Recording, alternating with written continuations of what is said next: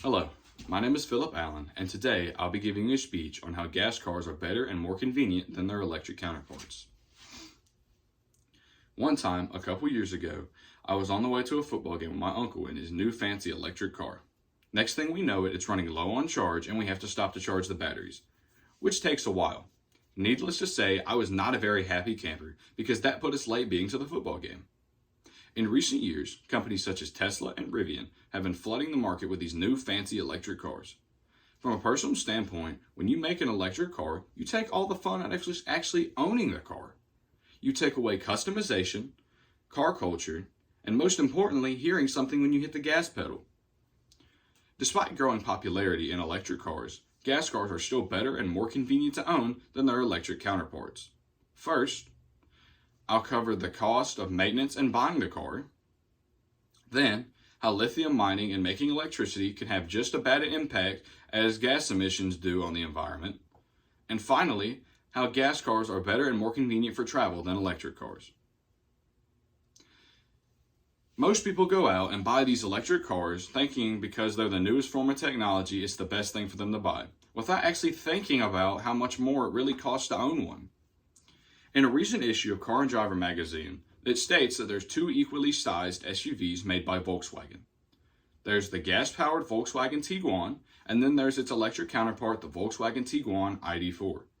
If you're looking to buy the ID.4, you might as well just look forward to paying $11,000 more just because it's an electric car. Most people, along with myself, rather keep that $11,000 in their pocket to pay for things such as taxes, groceries, gas, or other insurance purposes. The news source known as Consumer Affairs, in their article, EV Battery Replacement Cost, states that when you replace the batteries in your electric car, it can cost you up to $20,000, rather than the $200 every once in a while for changing your oil or maybe rotating your tires. Most people would find it more economically feasible to pay this $200 rather than $20,000. Not everybody and their mother just has this money lying around to pay for such a thing. Most think buying electric cars is more beneficial for the environment just because they have no direct emissions, although the truth is quite the opposite. In the article, The Environmental Impact of Lithium Batteries, the Institute for Energy Research states that during the process of processing lithium ore, it can impact our environment, such as poisoning the water and air sources, and even hurting the soil around it for farmers. Researchers have found that during the process of processing the ore, that the water pools that they use, the vapor pools, toxic chemicals can leak from those pools into our main water supply. It has been found that in rivers in Nevada, there have been fish more than 150 miles downstream that have been brutally affected by this lithium mining.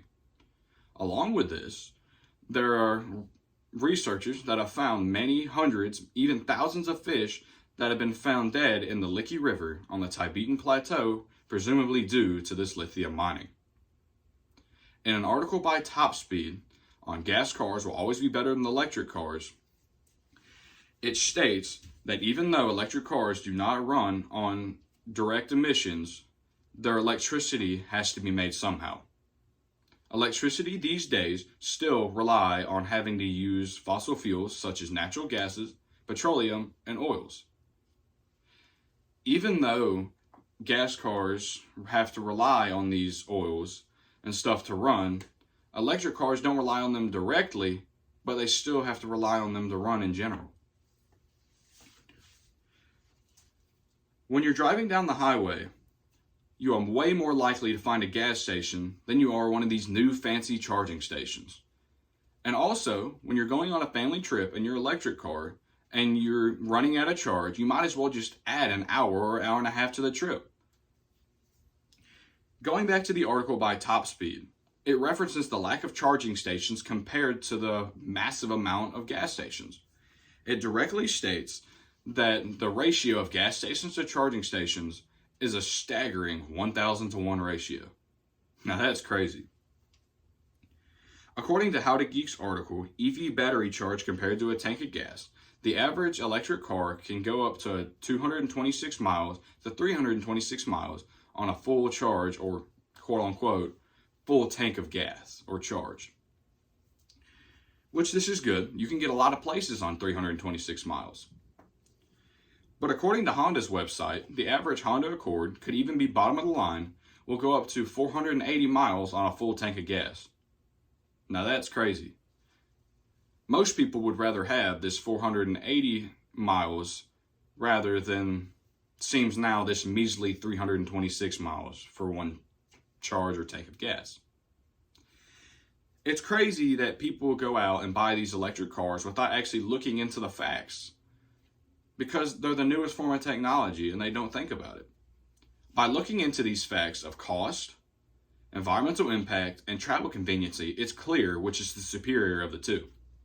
With this in mind, it is clear that gas cars are much more superior to their electric counterparts.